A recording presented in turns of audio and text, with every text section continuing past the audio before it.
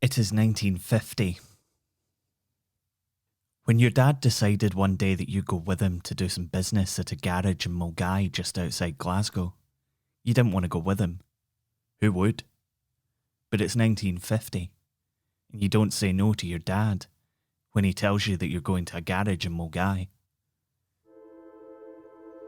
You don't really remember anything about the garage, except that it must have been near railway tracks. Because it was there, you saw something that stuck with you for the rest of your life. You saw a spaceship from the future, just like the ones in Dan Dare. Why it was there, nobody told you, but when you asked to go up, your dad smiled and followed you up the rickety flight of wooden stairs that led 15 feet up to a platform in the sky, held between giant metal A-frames. Your dad's friend, the man who owned the garage, was talking about how it wasn't in great nick anymore. If there was a speck of rust anywhere on the thing, you didn't notice. Plus, if it had come to rest in Earth's atmosphere after travelling all the way from Venus, it wouldn't be that surprising if it was a wee bit rusty. The door and its intricate stained glass inlay sighs open in front of you, as if by some alien magic. In actual fact, your dad opened it, you just didn't notice. You completely fail to notice the giant transformer that powers the thing. You mistake the fading, blistering paint on the side as some sort of Venusian lettering. You can learn it when you get there. Or you could learn later that the letters actually once read GBR. You also don't notice the propellers at either end of the giant, rusting hulk of a cigar tube, which is locked between a track above and a track below. After all, you're going to space. Who cares how it works? This is Scotland, a podcast about history and where we made it. I'm Michael Park.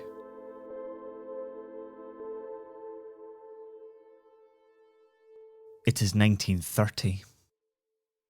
You're standing on the same platform that an awestruck kid would be on 20 years in the future. You're surrounded by press and dignitaries, all desperate to hear about your invention. Should you have got a band? Nah, it speaks for itself, surely. This gleaming 50-foot cigar tube with two immaculately carved and varnished propellers at either end. It doesn't need a band to make it exciting. Plus, you paid the newsreel company, British Pathé, to follow you around for the last few months. Their reels are silent though, so probably wouldn't be worth the expense of hiring a band. Ah yes, expense. Try not to think about the expense. £150,000 to develop your brainchild and build a prototype. In 2021 money, that's almost £5.5 million, but it'll be worth it. Soon there will be a Bennie Railplane on every major line in the country. You'll be a millionaire, and you're not thinking in 2021 money. You'll be Rockefeller rich. The idea is simple, or at least it is as you explain it to the great and the good of society, as you stand in front of your invention, bowler hat in hand. Trains are inefficient. They're dirty. They're grimy. They're expensive to run. They're loud. They crash. They require a significant amount of work to build new lines. Sometimes, you even have to punch through mountains to get them where they're going. You tell the crowd, among them the heads of several national train companies, how much steam locomotives suck as they all peer in through the windows at the lavish decoration inside the carriage. They're only half listening. That's fine. They only need to be half listening to hear you say this. What if you could double the speed of a railway for a fraction of the cost? That pricked some ears up. The George Bennie Railplane system of transport will revolutionise travel, in the same way that the railway did almost 100 years before, but with no need to buy more land. Just build the railplane track above the existing railway. Able to run on either electricity or internal combustion, the railplane is capable of speeds of up to 120 miles per hour. Hats are starting to come off now. You have everybody's attention. Safety? Not a problem.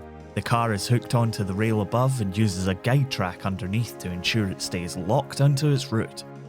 With that, and the way that it utilises propeller propulsion, there's little to no way that the railplane could crash. And comfort? Well, ladies and gentlemen, you're about to be sitting in the comfort of the Bennie Railplane. First class carriages can be as plush as you like, but a regular carriage can carry up to 50 passengers in varying degrees of comfort. It's quiet too. You launch into the rest of your spiel about how the electric motors which power the propellers are whisper silent. But you know fine well that you had most of the bigwigs on the hook at fraction of the cost. There are pound signs in their eyes, because not only is your system cheaper to run, they can charge more than normal trains for the speed, and to be quite frank, the novelty of travelling by railplane. People love it. You can tell by the looks on their faces as the carriage pulls away from the platform. With only 130 yards of test track, they're not going to be hitting top speed by any stretch of the imagination. But as you wave your hat to them, you can see the smiles on their faces. You can see the excitement, the promise. You can see the future. You see the elevated tracks above the streets of cities like London, Paris and New York. What would be stopping a railplane connection between London and Paris? You could be there in a matter of hours. The intercity line between Glasgow and London was a no-brainer. A journey of just over 3 hours made business trips up and down to the capital almost commutable. As you stand there, watching your invention glide silently to the end of the track and back, the future looks bright for Bennie. You're glad you invited your mum along to see the whole thing in operation. If you're enjoying Scotland and you'd like to help us out, then please consider leaving a rating and a review on your favourite podcast app. We're told it really helps, we've got no idea how, but the more people who find the show, the more episodes we can make and the more stories we can tell. So if you can help us out, we would really appreciate it. Enjoy the rest of the show.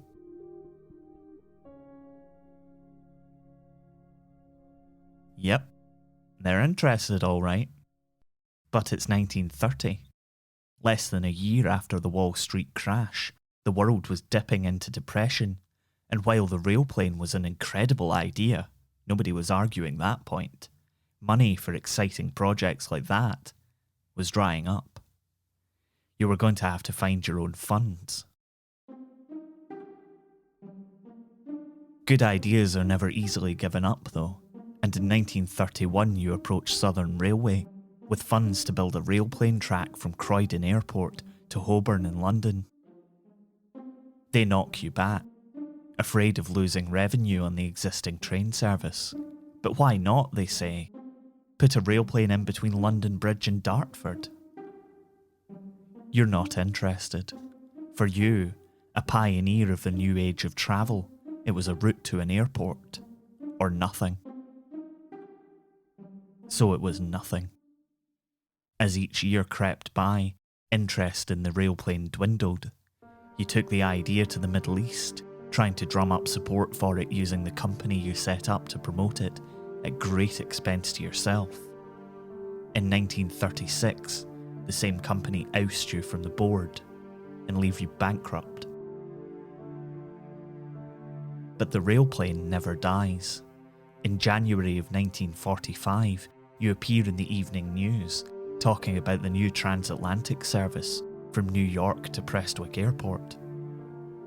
What good is Prestwick Airport, you ask, if you have to spend 1.5 to 2.25 hours in getting to or from Glasgow? You're quoted as saying that the new Bennie railplane system can hit a top speed of 200 miles per hour and do the journey in 15 minutes. It still takes 45 minutes today. You predict that modern airports will be built further and further away from population centres, and that fast, efficient, affordable transport should be available to make air travel easier. You're not wrong, and yet the investment never comes. The world never gets to see a fully operational George Bennie Railplane system of transport. Sometimes, the best ideas just don't make it.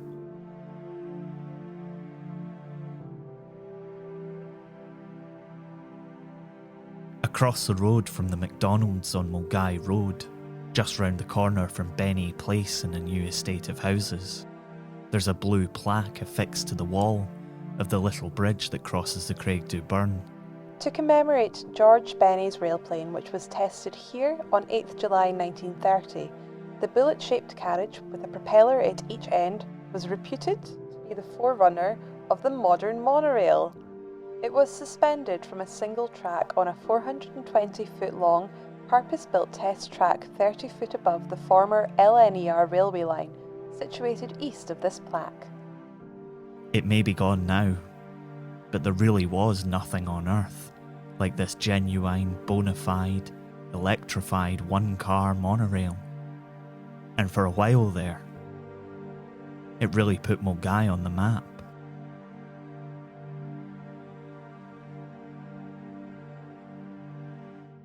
You've been listening to Scotland.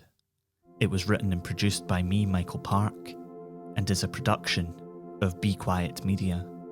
Additional voices in this episode were by Leanne Milne. The music for every episode of Scotland is by our very own Lyle Lanley, Mitch Bain. You can check out more of his work at mitchbain.bequiet.media. Jamie Mowat does stunning illustrations for us, which you can see in our episode art. See more and buy prints at Tidlin, that's tidlin.com. Scotland is supported by Chris Lingwood, Scott McCubbin, and listeners like you on Patreon. You can get loads more from us for as little as $2 a month at patreon.com/Scotland History Podcast. You can find out more about the show and read transcripts on our website, scotlandpodcast.net, and we're on Twitter, Facebook, and Instagram. You can find us by searching Scotland, a Scottish history podcast. Thanks for listening. Look after each other. Wear a mask. We'll see you next time.